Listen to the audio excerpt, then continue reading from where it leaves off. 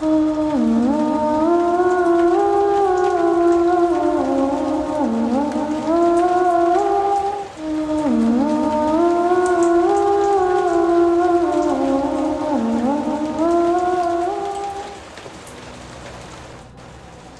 had covered the forest in a white blanket. The night was quiet, cold, and dark.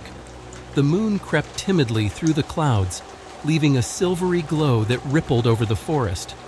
No one ever set foot in this forest at night, when everyone shivered. But tonight, everything had changed. His brother had not returned home after dark, and that made him feel he had to go after him. He moved forward, burying his steps in the snow. The flickering light of the lantern cast the shadows of branches in eerie shapes on the trees. The trees bent their branches as if to embrace anyone who dared to come between them.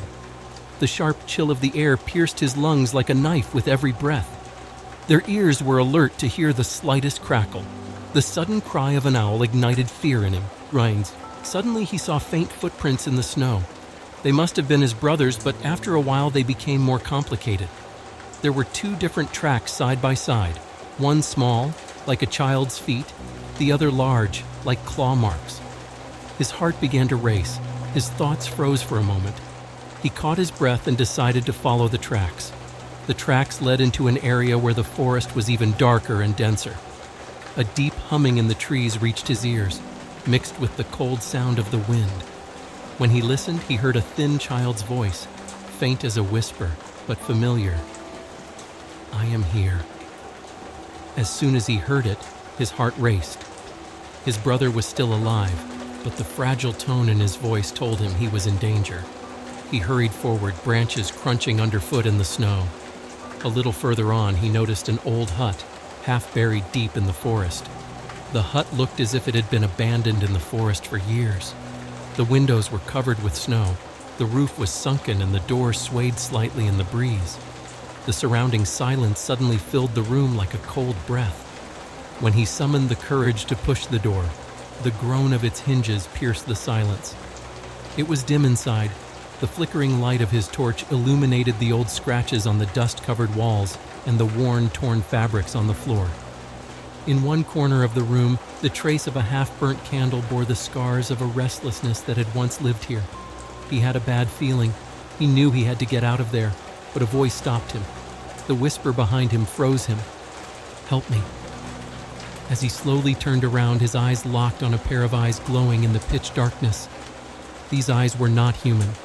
It was as if the forest itself had come alive. A tall, thin silhouette glided through the shadows.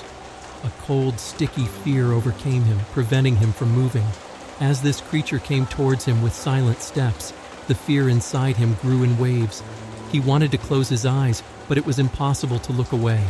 The creature's movements approached with a supernatural fluidity and spoke almost silently. "There is no salvation." His voice echoed around the room, combined with the howling of the wind. He rushed towards the door on adrenaline, but it suddenly slammed shut on its own, and it felt as if the hinges were wrapped around his hands. The light from the lantern, which had fallen to the floor in panic, was about to go out when the creature's shadow filled the room. After a while, silence returned to the forest, but nothing would ever be the same again. In the morning, the villagers went out to search and found only tracks in front of the snow-covered hut. Neither the brother nor the searcher had gone beyond it. The cold wind of the forest continued to carry that whisper from the night. "Help me."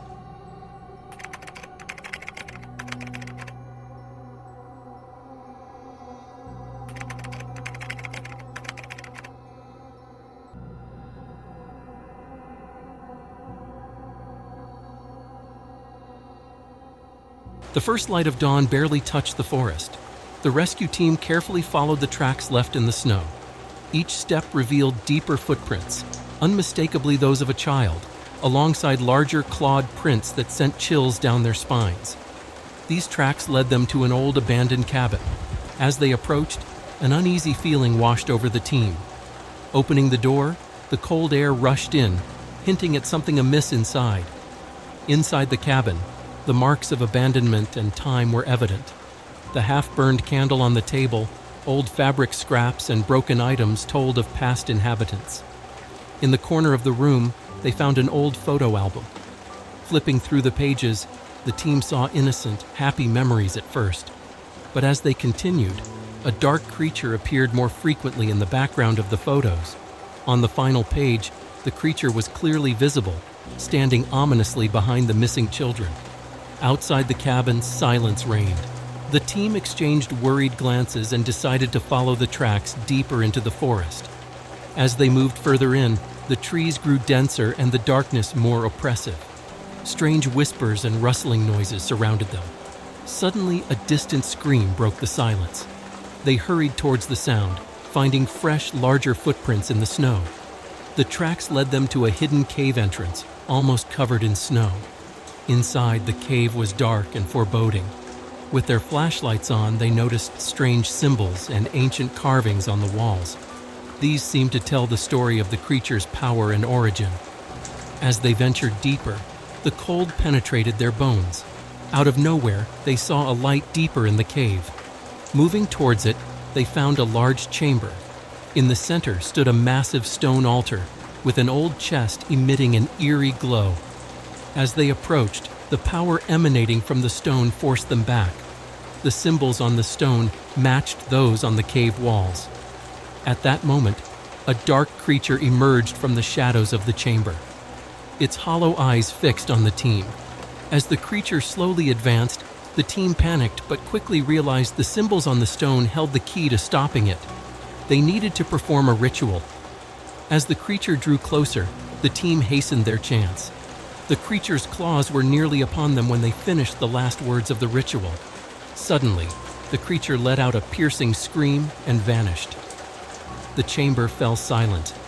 The team carefully destroyed the symbols on the stone to prevent the creature's return. As they left the cave, a faint whisper echoed behind them. "This is only the beginning."